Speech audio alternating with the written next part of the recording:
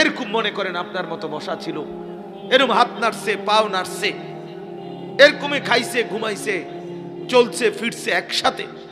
সেই তরতাজা জলজ্জান্ত মানুষটা নাই এখন। সে নড়ে না, চড়ে না, কথা বলে না, পৃথিবীর কোথাও তাকে আর দেখা যায় না। এটা বাপ কেমন আশ্চর্য বলেন তো। মৃত্যু তাকে চিরতরে নিস্তব্ধ করে দিছে, মৃত্যু তাকে পৃথিবীর মাটি থেকে হারায় দিছে, কবর তাকে জমিনের উপর থেকে আড়াল করে দিছে।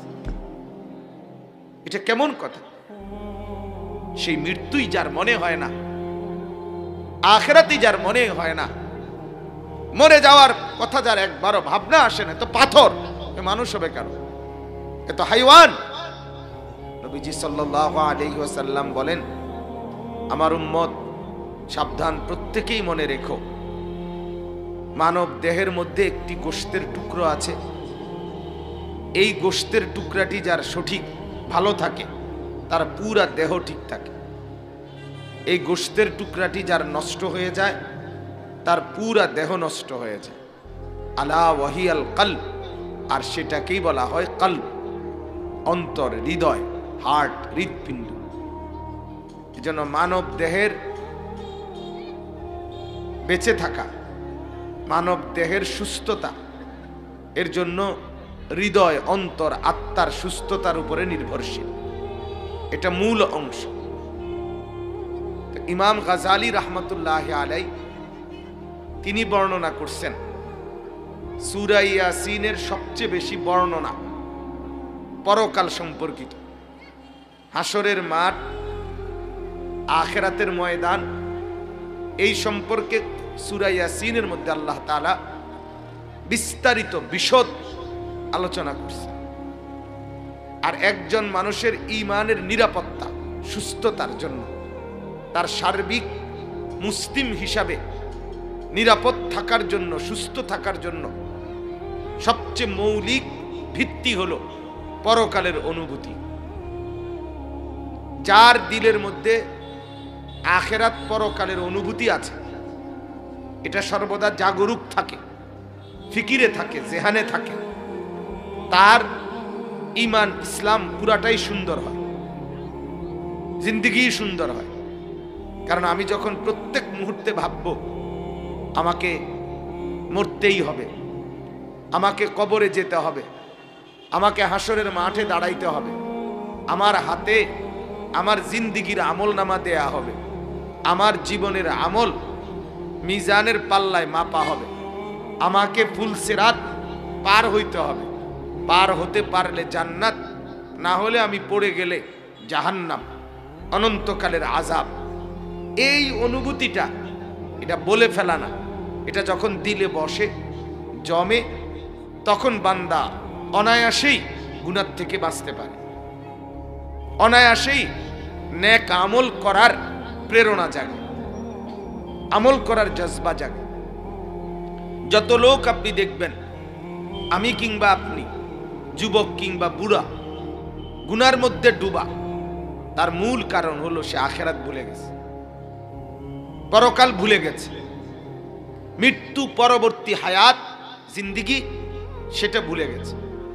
ইয়ালামুনা যাহিরাম মিনাল হায়াতিদ দুনিয়া ওয়া হুম আনিল আখিরাতি হুম গাফিলুন। আল্লাহ তাআলা বলেন, নাফরমানগুলো দুনিয়ার জীবনের বাহ্যিক দিক এটাই কেবল বুঝতেছে, অথচ এই নাফরমানগুলো নিজেদের আখিরাতের ব্যাপারে গাফিল হয়ে আছে।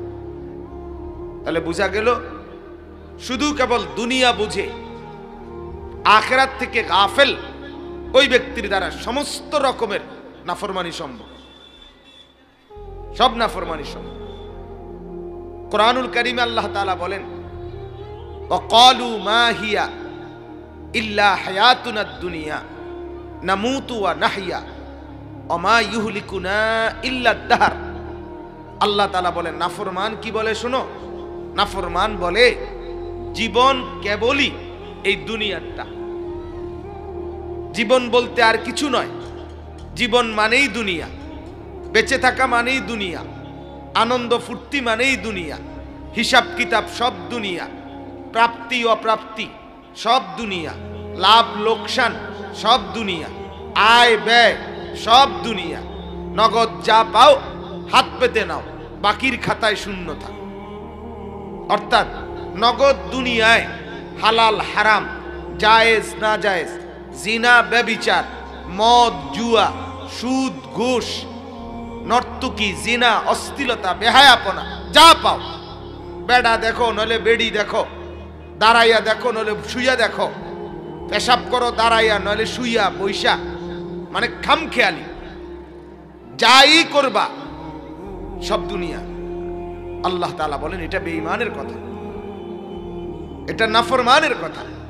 ওমা লাহুম বিযালিকা মিন ইলম, মূলত আখিরাত সম্পর্কে, মৃত্যু পরবর্তী জিন্দেগি সম্পর্কে তাদের আসলেই কোনো জ্ঞান নাই। দোস্ত, মোবাইলে ভিডিও করে হাতে ধরে ওই ভিডিওই হবে, তোমার কাম হইতো না আর কিছু, জিন্দেগি সদর বদরই থাকবে। এজন্য ওমা লাহুম বিযালিকা মিন ইলম, আল্লাহ তাআলা বলেন মূলত এই নাফরমানের কোনো এলেমে নাই, মূর্খ। এজন্য যে শুধু দুনিয়া বুঝে সে মূর্খ, চাই সে বাংলা, অঙ্ক, ইংরেজি, পদার্থ, জীববিজ্ঞান, উচ্চতর আরো কিছু বুঝুক, সে আমেরিকার একেবারে হার্ভার্ড ইউনিভার্সিটি থেকে ডিগ্রি আনুক, সে অক্সফোর্ড থেকে ডক্টরেট নিয়ে আসুক, কিন্তু যে শুধু দুনিয়া বুঝে, কবর বোঝে না, আখিরাত বোঝে না, পরকাল বোঝে না, মৃত্যু পরবর্তী জিন্দেগি বোঝে না, হাসরের মাঠ বোঝে না, আখিরাতের অনুভূতি রাখে না, পরকালের বিবেচনা বোধ যার মধ্যে নাই, আল্লাহ পরিষ্কার বলছে ওমা লাহুম বিযালিকা মিন ইলম, মূলত তাদের ইলম নাই, এ ব্যাপারে তাদের জ্ঞানে নাই, তারা মূর্খ।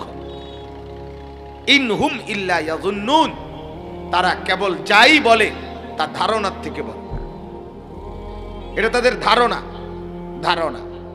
যদি কোরআন পড়তো তো দেখতো তো তারা এখানেই খুঁজে পাইতো মানুষ আদম থেকে হইছে, মানুষ মাটি থেকে হইছে, মানুষ আল্লাহ তাআলা বানাইছেন। কিন্তু যখন এটার থেকে বিচ্ছিন্ন হইছে তো খুঁজে পাইছে মানুষ বান্দর থেকে হইছে।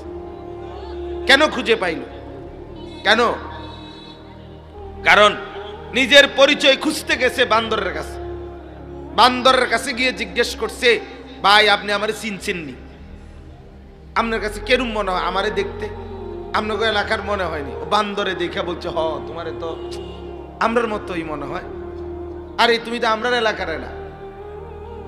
তখন গিয়া এলাকায় এসে বলছে, আরে আমি তো আসলে বান্দর ছিলাম, বান্দররা আমারে বলছে আমি হেগো বাড়ির। কোরআন থেকে বিচ্ছিন্ন হয়ে খামখেয়ালি কথা, আবল তাবল কথা, নাউযুবিল্লাহ। এজন্য বাপ, একজন মানুষের সুস্থতা, ঈমানের নিরাপত্তা, ইসলামের নিরাপত্তা, তার আখিরাতের ফিকির, আখিরাত বুঝার উপরে নির্ভরশীল। আপনি পরিচয় দিচ্ছেন মুসলমান, আচ্ছা আপনি আখিরাত সম্পর্কে কিছুই মানেন না, বুঝেন না, ফিকিরে রাখেন, আপনি কিসের মুসলমান? আপনি পরিচয় দিচ্ছেন আপনি মুমিন, অথচ আপনি আখিরাত, কবর, পরকাল, মৃত্যু পরবর্তী জিন্দেগি এই সম্পর্কিত কোনো জ্ঞান, অনুভূতি, ফিকির, বিবেচনা বোধই আপনার নাই। আপনি কিসের মুসলমান? এজন্য একজন মানুষের ঈমান, ইসলাম নিরাপদ থাকে, সুস্থ থাকে, স্বাভাবিক থাকে যখন তার ভিতরে পরকালের অনুভূতি থাকে। কিসের অনুভূতি বলেন? পরকাল। এজন্য ইমাম গাজালি রাহমাতুল্লাহ আলাইহি বলছেন, অন্তরের সুস্থতার উপরে যেরকম দেহের সুস্থতা নির্ভরশীল, পরকালের অনুভূতির উপরে ঈমানের সুস্থতা নির্ভরশীল। এই জন্য আল্লাহ আর সূরা ইয়াসিনকে কালবুল কোরআন বলা হয়, অর্থাৎ সূরা ইয়াসিনের মধ্যে পরকালের সম্পর্কিত বর্ণনা সবচেয়ে বেশি, আর এটাই ঈমানের মূল অংশ, ঈমানের মূল ভিত্তি। এই জন্য এটা যেন পরকালের ফিকির, ঈমানের কলব। ঈমানের কি বলেন না? কলব। কারো ঈমান আছে কিনা, ঠিক কিনা, মুমিন কিনা, সে লোকটা আসলে মুসলমান কিনা, এটার প্রমাণ তার ভিতরে পরকালের অনুভূতি আছে কিনা, পরকাল সে জানে কিনা। জানে কিনা একজন মুসলমান সে মাসের পর মাস, দিনের পর দিন এক ওয়াক্ত নামাজ পড়ে না, আপনার কি মনে হয় তার ভিতরে পরকালের ন্যূনতম কোনো অনুভূতি আছে? তাইলে সে কিসের মুসলমান হবে? 30 বছর ধরে তার ঘরে একই রকম স্বাভাবিকভাবে রঙিন টেলিভিশন চলে, স্ত্রী ছেলে মেয়েরা প্রতিদিন স্বাভাবিকভাবে হাস্যরসে নাচ গান দেখে, এটাই জিন্দেগি। কি মনে হয় এই ঘরওয়ালাদের কারো মধ্যে আখিরাত পরকালের কোনো অনুভূতি আছে? তাইলে 20 বছর যাবত একই রকম দাড়ি কাটে, কোন সময় এটা যে একটা গুনাহ এতটুকু বিব্রত বোধ, লজ্জা বোধ, অনুভূতিও নাই, এটাই জিন্দেগি তার। কি মনে হয় এই লোকের মধ্যে আখিরাতের ফিকির আছে মনে হয়? তাইলে তোমরাও বলো ভাই, যে কয়জন নওজোয়ান ভাই বসছো তোমরাও বলো, ভাবো ভাইয়া, কোনদিন ফজরের নামাজ পড়তে মন চায় না? তুমি বছরের পর বছর 6 মাসে বলতে পারতা না ফজরের নামাজ কখন পড়ে, ফজরের নামাজের ওয়াক্ত কখন হয়? কি মনে হয় তোমার? তোমার ভিতরে ইসলামের কিছু আছে মনে হয়? তুমি আল্লাহ চেনো বুঝি? তুমি বুঝি আখিরাত চেনো? তুমি বুঝি পরকাল চেনো? তোমার বুঝি কিছু মনে আছে? তুমি তো এই জিন্দেগি বানায় নিছ, খাবো আর ঘুমাবো, প্রয়োজনে পেশাব পায়খানা আর যৌবনের চাহিদা পূরণ, এটাই তো জিন্দেগি। এটা তো জানোয়ারের জিন্দেগি, এ তো বেঈমানের জিন্দেগি, এ তো কাফেরের জিন্দেগি, এ তো মুশরিকের জিন্দেগি। আল্লাহ কোরআনে বলছে এ তো নাফরমানের জিন্দেগি। মা হিয়া ইল্লা হায়াতুনা দুনিয়া, এ তো ঈমানদারের জীবন না বাবা। এজন্য সূরা ইয়াসিনকে কলবুল কোরআন বলা হয়। কেন বললে বুঝলেন? যেহেতু সূরা ইয়াসিনের মধ্যে পরকালের বিস্তারিত বর্ণনা আছে, হাসরের মাঠের ভীতিকর বর্ণনা আছে সূরা ইয়াসিন। হাসরের মাঠের কুম, আপনি এখানে বসছেন, এই যে মাশাআল্লাহ এখানে যে কয়জন এখন বসলেন, মনে করেন 100 জন, এখান থেকে আমি এখন বললাম এই নাফরমান তুই ওঠ, তুই আজকে 6 মাস ফজরের নামাজ পড়স না, বাইরে থেকে। ফেরেশতাকে বললাম এরা লাঠি দিয়ে বাইর কর। কেমন বেইজ্জতি হবেন আপনি বলেন? এখান থেকে বললাম এই নাফরমান রে তোল, এই অসভ্য সারা রাত উলঙ্গ ছবি দেখে, তোল তারে এনে লাঠি দে, এখান থেকে সরা। কি হবে সেদিন? কথা বলেন না? ঠিক হাসরের ময়দানে আল্লাহ তাআলা কোটি কোটি মানুষের মধ্যে আল্লাহ তাআলা সবাই তো দাঁড়াবে, আল্লাহ তাআলা বলবে ফেরেশতাদেরকে ওয়ামতাজুল ইয়াউমা আইয়ুহাল মুজরিমুন, এই নাফরমান পাপী সর, কাতার থেকে আলাদা হ, বের হ, বের হ। তখন কি পরিমাণ লজ্জা, কি পরিমাণ বেইজ্জতি হবে ভাবেন। এই বর্ণনাটা এখানে আছে সূরা ইয়াসিনের মধ্যে, ওয়ামতাজুল ইয়াউমা আইয়ুহাল মুজরিমুন আলাম আ'হাদ ইলাইকুম ইয়া বানি আদম আল্লাহ তা'বুদুশ শাইতান। আমি কি বলি নাই এই আদমের ছেলে, আদমের সন্তান, আমি কি তোকে জানাই নাই যে শয়তানের গোলামি করিস না? তোরে কি বলি নাই? তোর মসজিদে জুমার নামাজের ইমামের বয়ান কোনোদিন শুনুস নাই? তুই এত শত শত মাহফিল একবারও কানে দেস নাই, এগুলোর কিছুই মনে করলি না? এই হুজুরদের শিক্ষার, মোল্লা মৌলবীদের এই চিৎকার চেঁচামেচি, এগুলো কিছুই না? কথা বলেন না কেন? আরে আমরা যে এই লাখ লাখ আলেম মাঠে ময়দানে প্রতিদিন চিৎকার করতেছে, বেহুদা কথা না? এটা ফালতু জিনিস। তো আল্লাহ বলেন আমি কি তোমাকে বলি নাই আল্লাহ তা'বুদুশ শাইতান ইন্নাহু লাকুম আদুউম মুবিন, সে তো প্রকাশ্য শত্রু তোদের।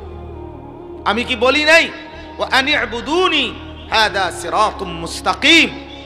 নাফরমান বল, আমি না জানাইয়া তোকে এখন সরাই নাই, না জানাইয়া বেজ্জুতি করি নাই, শতবার লক্ষবার তোরে বলছি আমি আমার ইবাদত করো, এটাই সঠিক রাস্তা, এটাই সিরাতে মুস্তাকিম। তুমি পাত্তাই দিলা না, তুমি মাস্তানি করছো তো করছো, আমার লগে করছো। হ্যাঁ বেটা, নওজোয়ান সবাইকে বলি, বেটা গুনাহ করো তো মানে আল্লাহর সাথে নাফরমানি, আল্লাহর সাথে বেড়াগিরি। আল্লাহ তাআলা শুধু ফেরেশতাকে বললে যে একটা লাথি দে, এক লাথিতে পৃথিবীর ওই প্রান্তে গিয়ে যার তার সাথে কি অহংকারটা বড়াই। এজন্য ফিকির করা চাই, বাপ ফিকির করা চাই, ফিকির করা চাই। একজনই ভাবেন, একজন শ্রোতা হিসাব করার দরকার নেই। কয়জন শ্রোতা থুন আমনে শ্রোতা মেয়ে, বড় বক্তা ছোট বক্তা রাখেন, এগুলো ধোকা, এগুলো ধোকা।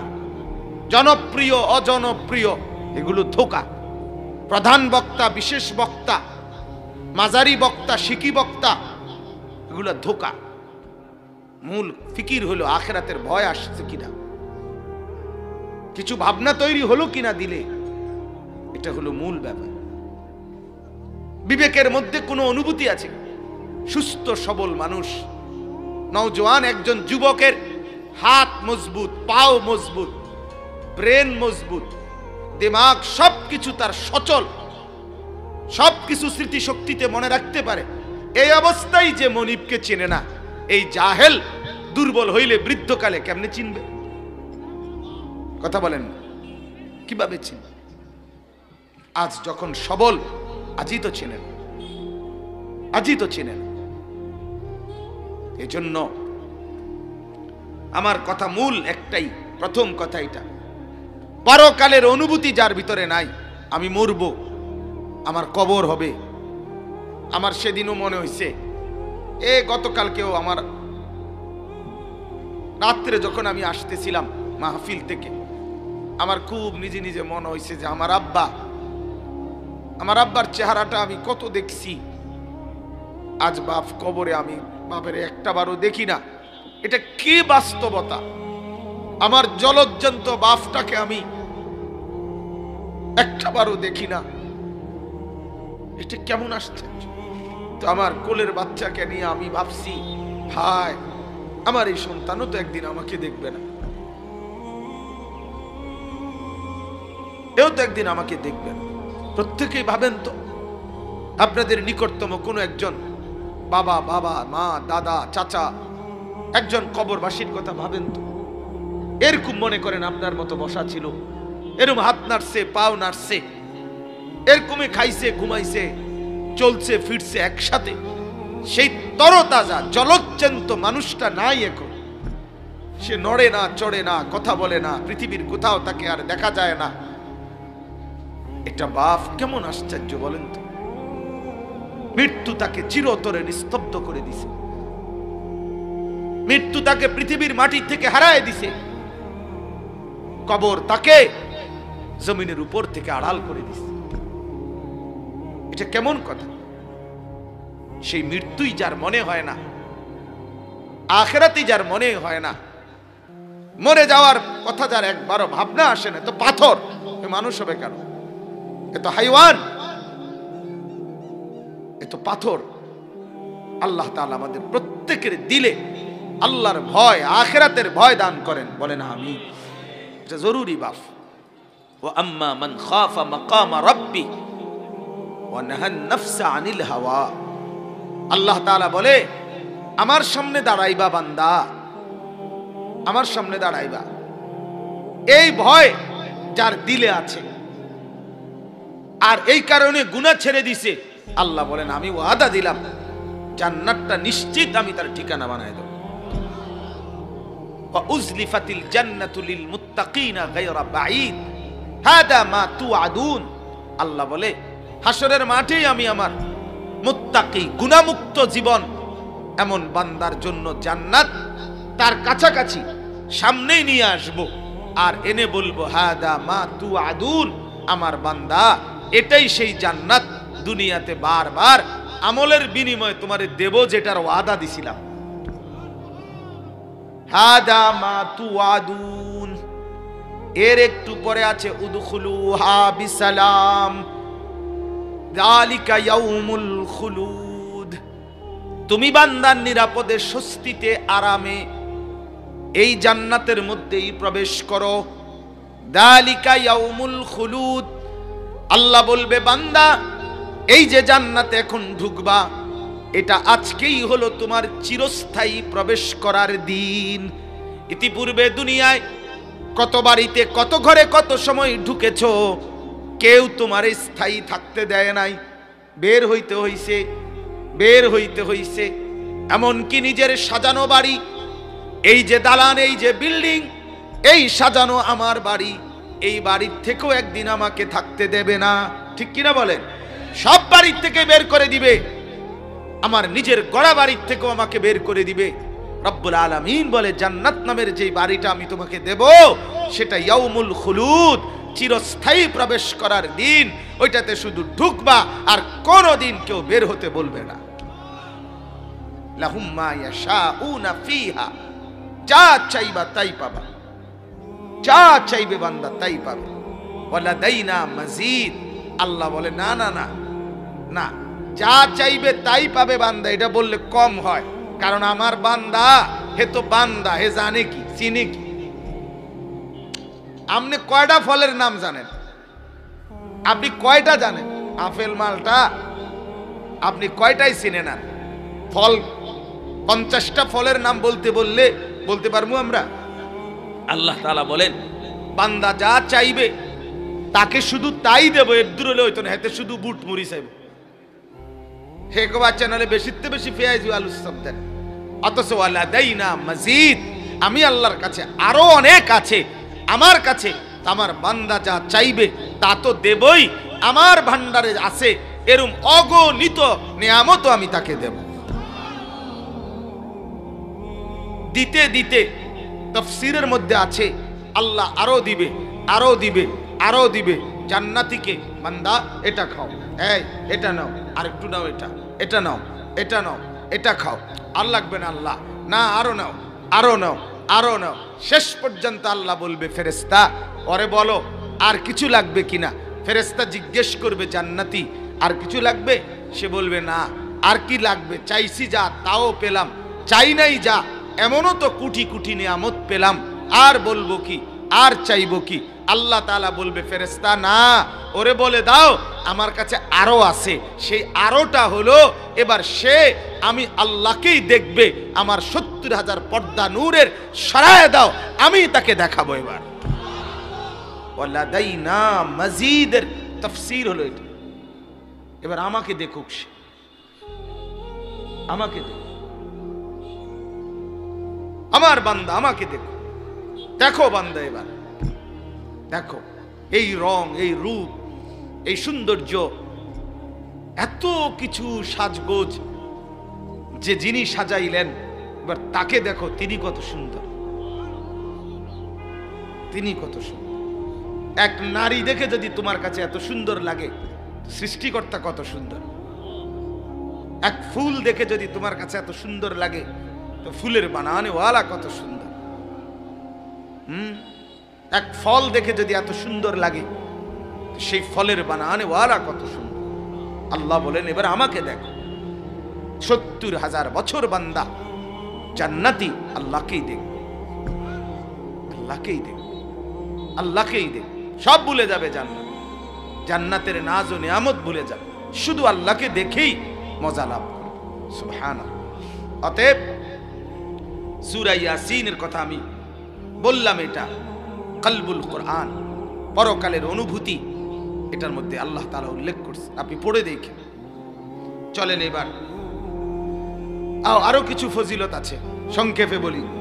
1 নাম্বার তাফসীরের মধ্যে আছে সূরা ইয়াসিন, রাসূলুল্লাহ সাল্লাল্লাহু আলাইহি ওয়াসাল্লাম বলেন তোমাদের কোনো মানুষ ব্যক্তি মৃত্যু পথযাত্রী যদি হয়, মুমূর্ষ, শেষ অবস্থা, মরতেছে মরতেছে, নিঃশ্বাস যাবে যাবে, এই সময় আল্লাহর নবী সাল্লাল্লাহু আলাইহি ওয়াসাল্লাম বলেন, তোমরা তোমাদের ওই মরণোন্মুখ ব্যক্তি, মুমূর্ষ ব্যক্তির সামনে সূরা ইয়াসিন তেলাওয়াত করো, তো আল্লাহ তাআলা তার মৃত্যু যন্ত্রণা সহজ করে দিবেন। সাকরাতুল মাউত সহজ হয়ে যাবে, মৃত্যু যন্ত্রণা সহজ হয়ে যাবে।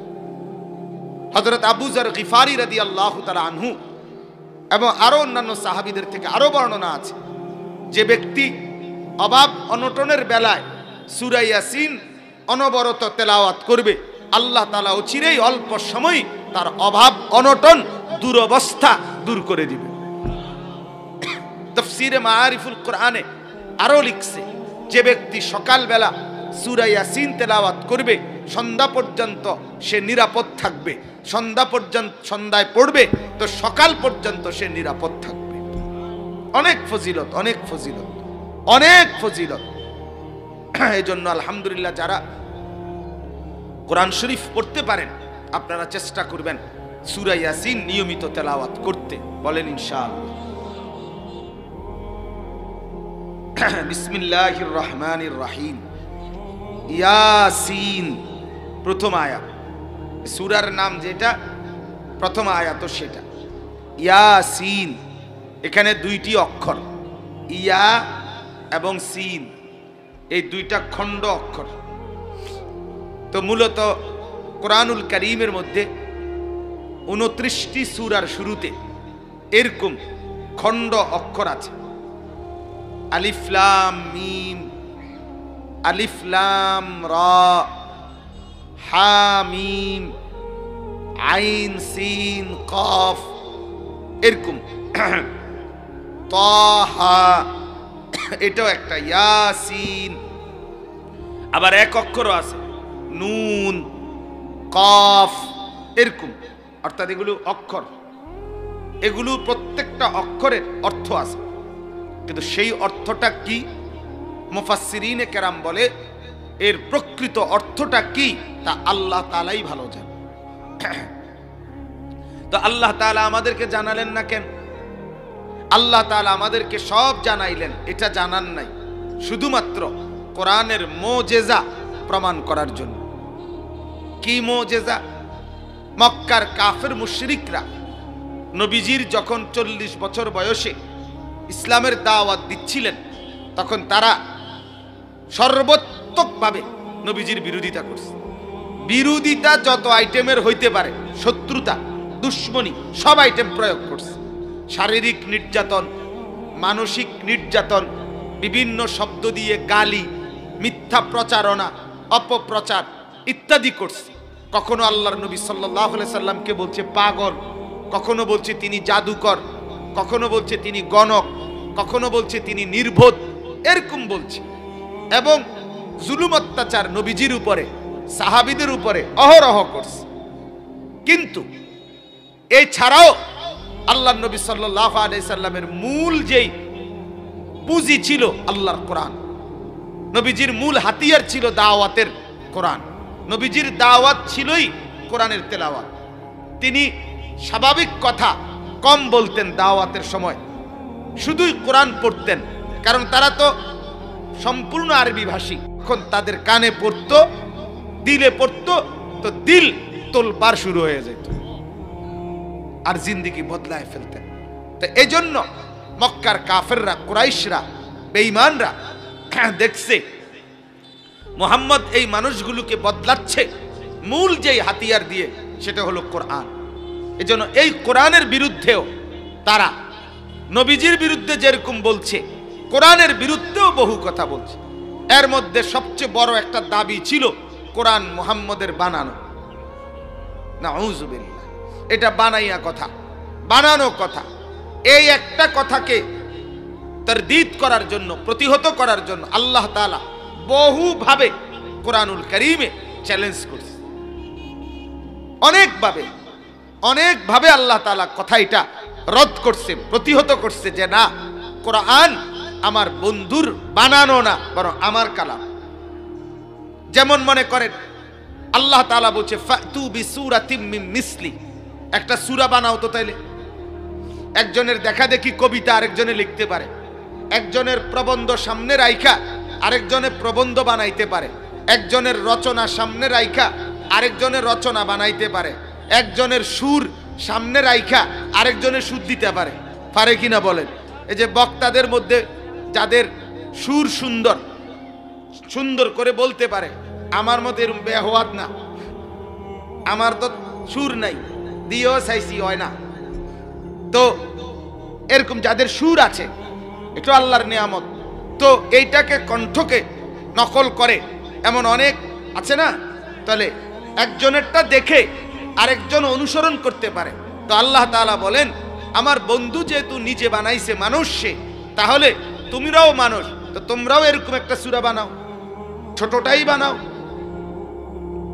একেবারে ছোট্টই বানাও একটা, কিন্তু বানাইতে পারে নাই। আল্লাহ তাআলা প্রমাণ করছে, অতএব এটা আমারই কালাম। ঠিক কোরআনুল কারীমের মধ্যে আল্লাহ তাআলা অনেকগুলো ভবিষ্যৎবাণী করছে, সেগুলো ঠিক যেভাবে কইছে এভাবেই প্রমাণিত হয়েছে। কোরআনুল কারীমে আল্লাহ তাআলা দুনিয়াবি বিষয়ে অনেক তথ্য দিছে, সেগুলো যেভাবে আল্লাহ বলছে 1450 বছর পরে এখনো এভাবেই আছে। ঠিক এরকম কোরআনের 29টি সূরার শুরুতে এই খণ্ড খণ্ড কাটা কাটা অক্ষর এগুলো আল্লাহ বর্ণনা করে আল্লাহ বলেন, দেখো এগুলো আমি নাজিল করছি, এখন আমি অর্থ বলি নাই, আমার রসুলকেও বলতে নিষেধ করছি। এখন তুমি কওছে কও, আমি এটা কি বুঝাইছি কও? আলিফ লাম মিম কি কও? আলিফ বলতে আমি কি বুঝাইছি কও? লাম বলতে আমি কি বলতে চাচ্ছি বলো? মিম বলতে আমি কি বলতে চাচ্ছি বলো? বেঈমান ফাবুহিতাল্লাযী কাফার, বেঈমান বেটকি দিয়ে গেছে, আর কইতে পারে নাই। ওই যে নমরুদের ওইখানে আছে কোরআনে, ইব্রাহিম আলাইহিস সালামকে নমরুদ জিজ্ঞেস করছে, তোমার খোদা কি করতে পারে? তো বলছে রব্বি আল্লাযী ইউহয়ী ওয়া ইউমীত। ইব্রাহিম নবী বলছে, আমার আল্লাহ জীবন দান করে, আমার আল্লাহ মৃত্যু দান করে। নমরুদ বলছে, ও এটা নেই, এটা তো আমিও পারি, এটা আমিও পারি, তো দেখবে এটা আনা উহয়ী ওয়া উমীত। তো জেলখানার থেকে ফাঁসির চূড়ান্ত রায় হয়ে গেছে এমন দুইটা আসামি রাজ দরবারে ধরে আনছে, আইনা জল্লাদকে বলছে একটারে দেখাইয়া তার কল্লাটা ফালাই দে, দিছে ফালাইয়া। আরেকটারে কইছে, যা তুই বাইরে জায়গা যা, সামনে অটো পাইবি, অটো দিয়ে যাই ভাই জায়গা। তো এরপরে বলছে নমরুদ, ফেরাও, আরে ইব্রাহিম দেখলা তো, একজনকে জীবন দিলাম, একজনকে কি দিলাম? মৃত্যু দিলাম, তো ঠিকই তো আছে, তোমার খোদা তো এটাই করে। ইব্রাহিম আলাইহিস সালাম কৌশলী জবাব দিছে যে এইটা না, বরং এটা কিছুই বলে না। আচ্ছা তাইলে শুনেন, আমার আল্লাহ বলতে ভুলে গেছি, আমার আল্লাহ আরেকটা জিনিস পারে, সেটা হলো ফাইন্নাল্লাহা ইয়াতি বিশ-শামসি মিনাল মাশরিক, আমার আল্লাহ প্রতিদিন পূর্ব দিক থেকে সূর্য তোলে। আপনি যেহেতু সবই পারেন, তো আপনি দয়া করে ফাতি বিহা মিনাল মাগরিব, আপনি আগামীকাল পশ্চিম দিক থেকে সূর্যটা তোলেন। ফাবুহিতাল্লাযী কাফার, কোরআনে আছে বেঈমান তখন প্লাস্টিক হয়ে গেছে, মানে বেঈমান তখন একেবারে নির্বাক নির্বুদ্ধি হয়ে গেছে, যে এখন কি কইব, এখন কি বলবি ক। তাহলে প্রমাণিত হলো যে এটাই বুঝাইতে চাইলো। তো এখানেও আল্লাহ তাআলা বুঝাইতে চাইলেন, আমি বলি নাই অক্ষরের অর্থ, শব্দের তর্জমা, আমি ব্যাখ্যা বলি নাই, তোরা বল, তোরা বল। তাইলে বলতে পারে নাই একটা বেঈমানও। আজকে 1450 বছর পরেও কোন পৃথিবীর কেউ এই অক্ষরগুলোর অর্থ উদ্ধার করতে পারে নাই, বলতে পারে নাই। অথচ পৃথিবীতে প্রত্নতত্ত্ব, ভূতত্ত্ব এবং যারা আপনার বিভিন্ন প্রাচীন দুর্লভ বিভিন্ন কাগজ, পাথরের লেখা, বিভিন্ন খনিজ পদার্থের মধ্যে লেখা আবিষ্কার হয় 500 বছর আগের, 2000 বছর আগের, 3000 বছর আগের। এই মেসোপটেমীয় সভ্যতা, ব্যাবিলনীয় সভ্যতা, এরপরে গ্রিক সভ্যতা, এরপরে আর্য সভ্যতা, হরপ্পা সভ্যতা, এগুলো আছে পৃথিবীর প্রাচীন সভ্যতা। ওইগুলোর বিভিন্ন জিনিস আবিষ্কার করে করে জাদুঘরে জমা দেয়। কি লেখা, এটার লেখার পাঠ উদ্ধার করে, বলতে পারে গবেষণা করে। তাহলে এত কিছু বুঝতে পারো, অনেক প্রাচীন দুর্লভ লেখার অর্থ বলতে পারো, তো এটার অর্থ কও। এখানে এসে হেরে যায়, এখানে এসে কি আল্লাহ যেহেতু বলে নাই কুল কায়নাত, আর বলতে পারে না। সুবহানাল্লাহ, এটা কোরআনের মুজিজা। আমার বাপ ব্যাখ্যা তো অনেক, কিন্তু আমি শুধু বলতে চাচ্ছি এতটুকুই কথা যে কোরআনুল কারীমের চাইতে নিখুঁত, নিরাপদ, কোরআনুল কারীমের চাইতে বিশুদ্ধ বা ন্যূনতম কাছাকাছি 50% কিংবা 40%, কিন্তু সামান্য কোরআনের কাছাকাছি কোনো কিতাব তুলনা করার মতো ভাই এটাও নিতে পারেন, এটাও নিতে পারে, দোনোটাই। এটা আরএফএল, এটা এন মোহাম্মদ। আজকে আমি মানে দরজা লেগে গেছি, এই সময় আমার কইছে, এই জন্য কইলাম আর যে এটা আরএফএল, এটা এন মোহাম্মদ, তাই কাছাকাছি। এই হুজুর 200 টাকা ডিফারেন্স, আপনি দোনোটা নিতে পারেন নিশ্চিন্ত। আরেকটা কইছে যে এটা সুপার বোর্ড, এটাও নিতে পারেন, তিনোটা একই কোয়ালিটির। তো এরকমও পৃথিবীবাসী বলার মতো সুযোগ নাই যে এটা কোরআন একটা কিতাব, এটাও একটা কিতাব, এটাও কাছাকাছি, এটা 20 হইলে ওটা 18, এটা 16, এরকম। আল্লাহ তাআলা বলেন এই কোরআনের সাথে কাছাকাছি নিয়ে আসবা এমন কিতাবও গোটা কায়নাতের কারো কাছে নাই।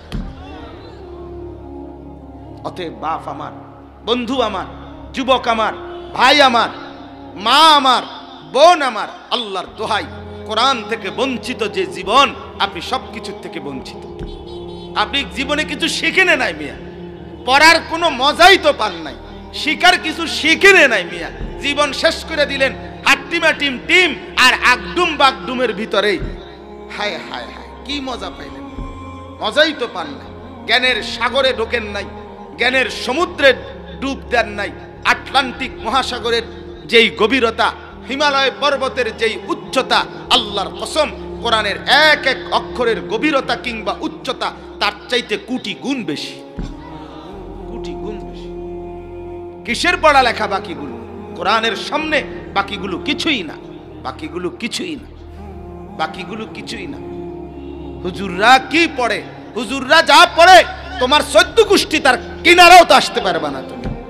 হুজুররা কি পড়ে বোঝে না, হুজুররা বোঝে না। ওনারা সেদিনও শুনতেছিলাম এক ভদ্রলোক তার সাক্ষাৎকার দিছে, সে বলতেছে মাদ্রাসাগুলোতে কি পড়ানো হয় আমি বুঝতেছি না, এদের ক্যারিয়ার কি, এদের ভবিষ্যৎ কি, এদের এই শিক্ষা এদেরকে কোথায় নিয়ে যাবে, এদের ভবিষ্যতের উপার্জনের কি ব্যবস্থা হবে।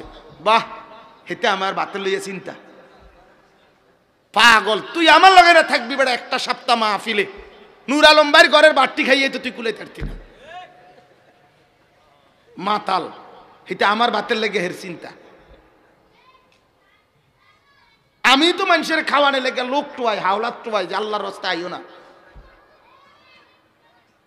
এক আলেমে দ্বীন, তাকে নিয়ে পেরেশান, মাদ্রাসা ছাত্র নিয়ে পেরেশান।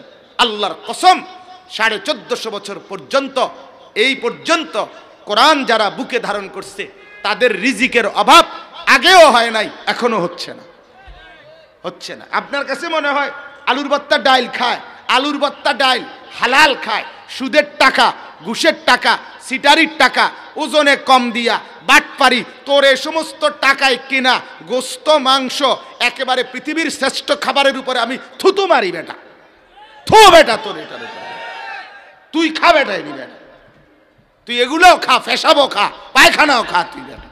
আমার হালাল আলুর ভর্তাই আমার উত্তম, আমার হালাল ডাইলই আমার উত্তম। এটা তো আমার পবিত্র খাবার, এটা আমার পবিত্র খাবার। অতএব দোস্ত, বুঝতে শিখো অভাব কাকে বলে। ইমানের অভাব যার সে বড় অভাব, আখলাকের অভাব যার সে বড় অভাবী, হালালের অভাব যার সে বড় অভাবী। ইমানদার অভাবী হয় না। যার দিলে আল্লাহ সে অভাবী হবে কেন? যার দিলে রসুল্লাহ সে অভাবী হবে কেন? যার কপালে সেজদা সে অভাবী হবে কেন? সে অভাবী কেন? আল্লাহ তাআলা বুঝার তৌফিক দান করেন। অতএব ইয়াসিন এই শব্দটার প্রকৃত অর্থ জানে কে? বলেন কে? এটা মুজিজা। তবে তাফসীরের মধ্যে আরো কিছু মতামত আছে, তার মধ্যে একটা দুইটা প্রসিদ্ধ মত আছে আরো। একটা হলো কোন মুফাসসির বলেন ইয়াসিন এটা আল্লাহ তাআলার নাম, কেউ কেউ বলেন ইয়াসিন এর মধ্যে ইমাম মালিক রাহমাতুল্লাহ আলাইহি বলছেন আল্লাহ তাআলার নাম। অন্যান্য মুফাসসির আরো অনেকে বলছেন ইয়াসিন এটা রাসূলুল্লাহ সাল্লাল্লাহু আলাইহি সাল্লামের একটি পবিত্র নাম। ইয়াসিন নবীজির একটা নাম এটা। ইয়াসিন আরেকটা সূরার মধ্যে আছে তাহা, এটাও নবীজির নাম। তো একাধিক বর্ণনা, তার মধ্যে সর্বাধিক প্রসিদ্ধ মত হইল এগুলো কোরআনের খণ্ড অক্ষর, যেগুলো দ্বারা আল্লাহ তাআলা একথা প্রমাণ করছেন দুনিয়াবাসীর কাছে যে আমি না বললে আমার কালামের মর্ম উদ্ধার কারো পক্ষে সম্ভব না। ঠিক কিনা বলে? কাজে এটা কারো বানানো না, বানানো হইলে একজনের বানাই না আরেকজনে বুঝাই দিতে পারত, আরেকজনে নকল করতে পারত। এজন্য কোরআনই পড়া। এরপরে আল্লাহ তাআলা বলেন ওয়াল কোরআনিল হাকিম। বন্ধু আমার সময় শেষ। মূলত আমি আসলে আজকের এই মাহফিলের আমার প্রিয় ভাই নুরুল আলম ভাই তার কথার কারণে আসা। মূলত ইনশাআল্লাহ উলামায়ে কেরাম পর্যাপ্ত পরিমাণ আলেমে দ্বীন আজকের মাহফিলে দাওয়াতি মেহমান আছে, আপনারা মনোযোগ দিয়ে শুনবেন তাদের বয়ান। বলেন ইনশাআল্লাহ। তার একটা তর্জমা শুধু বলি। আল্লাহ তাআলা বলেন ওয়াল কোরআনিল হাকিম। বন্ধু আমি কসম করতেছি প্রজ্ঞাময় কোরআনের। প্রজ্ঞাময় বলতে এই কোরআনের শব্দ, অক্ষর, বিন্দু, আলোচনা, বক্তব্য, মন্তব্য, মতামত, পরামর্শ, দিক নির্দেশনা, ইতিহাস, ঐতিহ্য, ঘটনা, বিধিবিধান সব কিছুর একটার মধ্যেও কোনো খামখেয়ালি, কোনো তামাশা, কোনো রং ঢং, কোনো লৌকিকতা কিচ্ছু নাই। সবগুলো প্রজ্ঞাময়, সবগুলো গবেষণালব্ধ, সবগুলো মানুষের উপকারের জন্য কার্যকর মাধ্যম। সুবহানাল্লাহ। এটা হাকিম।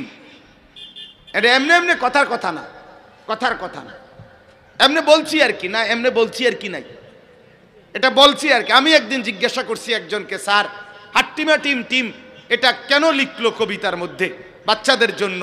কারণ হাট্টিমা টিম নামে তো কোনো প্রাণী নাই, হাট্টিমা টিম নামে কিছুই নাই পৃথিবীতে, গোটা পৃথিবীতে নাই, চাঁদের দেশেও নাই, মঙ্গল গ্রহেও নাই, আফ্রিকার জঙ্গলেও নাই, হিমালয় পর্বতেও নাই, হাট্টিমা টিম বলতে কিছু নাই। তো এটা লিখলো কেন? বলছে বাচ্চাদের কথা মুখ খোলার জন্য, যাতে একটা কিছু বলে মুখ খোলে। এটা হইলুনি কথা? বুঝি একটা কিছু আমাদের জন্য বলার মতো কালেমা নাই, আমাদের জন্য লা ইলাহা ইল্লাল্লাহ এটা বলিয়া বাচ্চার মুখ খোলার সুযোগ নাই। কথা বলেন না কেন?